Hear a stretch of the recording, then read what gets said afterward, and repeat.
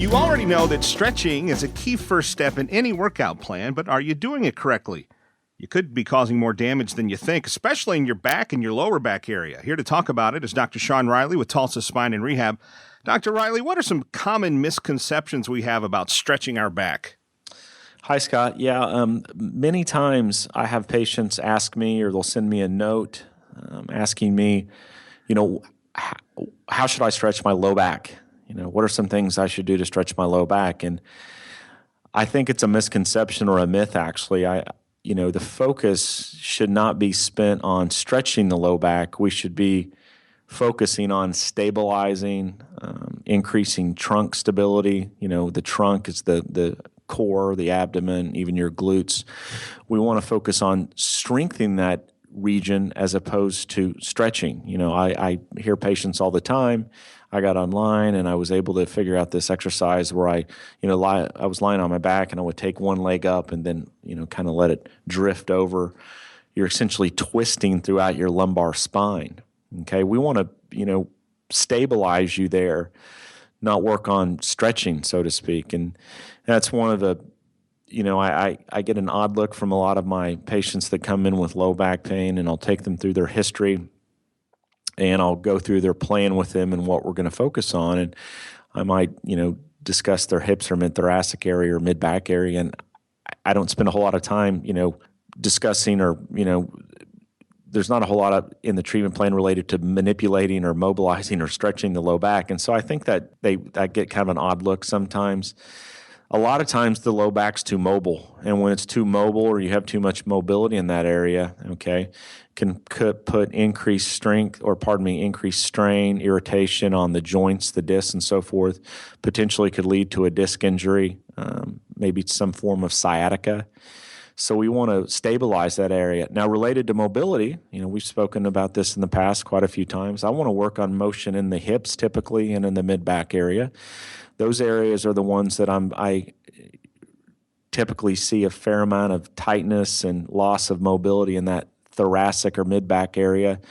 Typically from just daily life, what we do, sitting down, that mid-back becomes really tight.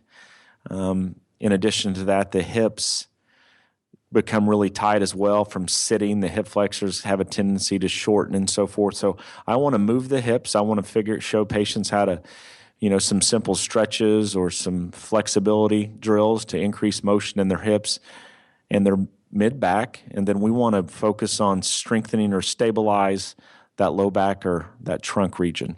A lot of times when we talk about stretching, we think of activity we do before or after a workout. What I hear you saying is really incorporating specific activity into the course of a workout.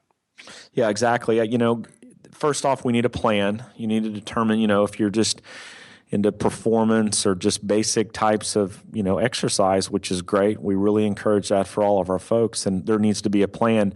With that plan, you need to figure out where you may have some deficiencies or limitations and how those limitations or deficiencies should be appropriately dealt with.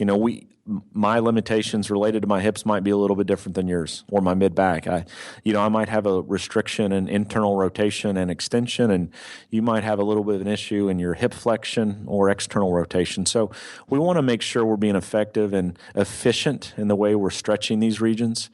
Not only just with basic stretching, but trying to figure out, okay, are there some tools that I could use, or is there a foam roll? Is this something that I need to see a chiropractor for, an osteopath for manipulation?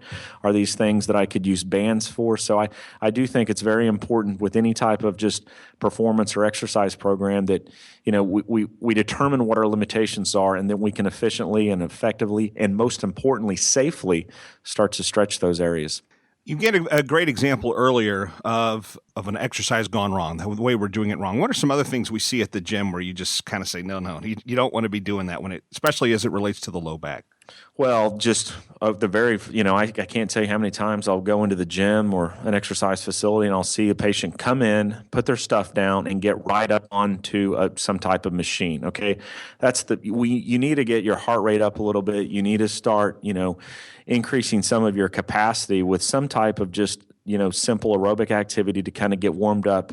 The other thing that I see, so number one, they're just going to walk in cold and start exercising, which potentially could harm them or reproduce some type of injury or create an injury. And then secondly, I'll just see patients put their feet together and just try to bend down and start touching their toes, to stretch their hamstrings, which is one of the most dangerous things for your low back. A lot of times patients don't understand, okay, well, I hurt my back when I was lifting or picking something up. You're essentially doing the same thing when you just bend down and touch your toes, Scott, but with the exception of having a lot of weight. So just that bending, there are so many different types of stretches and other things that we're able to do to warm up our hamstrings and our back and so forth. I always recommend getting in to visit with someone, get a little program, get 4 to 6 things that you're able to do that's good for you and that you're able to safely get warmed up before you start exercising. The team at Tulsa Spine and Rehab can help whether you're just starting a workout routine and want to do it properly, or if you've tweaked something in the process. Give them a call to see how they can help. 918-743-3737.